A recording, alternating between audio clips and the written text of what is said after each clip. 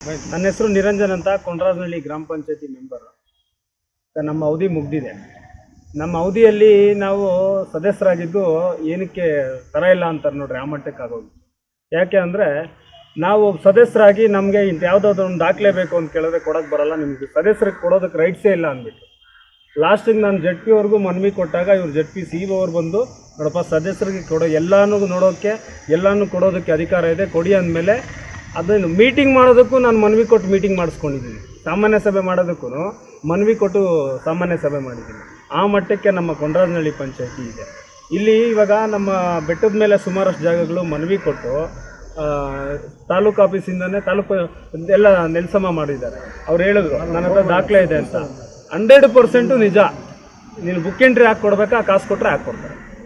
ಕಾಸು ಕೊಟ್ಟರೆ book entry ಹಾಕಿ ಕೊಡ್ತಾರೆ. ಮತ್ತು ಸರ್ಕಾರಿ ಜಾಗ ಅಂತ ತಾಲೂಕು ಆಫೀಸಿಂದ ಅದನ್ನ ವಜಾ ಮಾಡಿಸಿ ಬ್ಲ್ಯಾಕ್ ಮೇಲ್ ಮಾಡಿಸಿ ಇವ್ರ ಮೇಲೆ ಧಮಕಿ ಹಾಕ್ತಾರೆ. ಏನಪ್ಪ ಎಲ್ಲೆಲ್ಲ ಹೋಗ್ತೀರಂತೆ, ಲೋಕಾಯುಕ್ತಿಗೆ ಹೋಗ್ತೀರಂತೆ, ನಾನು SC ಅಟ್ರಾಸಿಟಿ ಹಾಕ್ಸ್ಬಿಡ್ತೀನಿ, ಅಟ್ರಾಸಿಟಿ ಕೇಸ್ ಹಾಕ್ಬಿಡ್ತೀನಿ ಅಂತ ಸುಮಾರು ಜನಕ್ಕೆ ಭಯ ಬಿದ್ದು ಬರೋಕ್ಕೆ ಹಿಂದೆ ಮುಂದೆ ನೋಡ್ತಾ ಇದ್ದಾರೆ. SC ಅಂದರೆ ಏನು, ಆ ಮಟ್ಟಕ್ಕೆ ದುರ್ಬಳಕೆ ಮಾಡ್ಕೋಬಾರ್ದು. ಕಾನೂನು ಎಲ್ರಿಗೂ ಒಂದೇ, ಅರ್ಥ ಆಯ್ತಾ? ನೀವು SC ಅಂತ ಹೇಳ್ಬಿಟ್ಟು ಎಲ್ಲರ ಮೇಲೆ ದೌರ್ಜನ್ಯ ಮಾಡೋದು ತಪ್ಪು.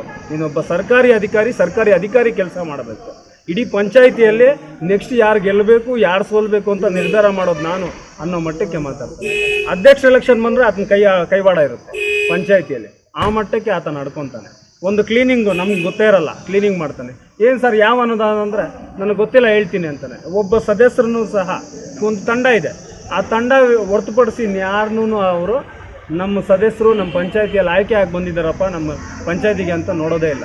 ಕೆಲವೇ ಮಂದಿಗೆ ಮಾತ್ರ ಪಂಚಾಯತಿ ಮತ್ತು ಬ್ರೋಕರ್ಗಳಿಗೆ ಮೊದಲನೇ ಆದ್ಯತೆ.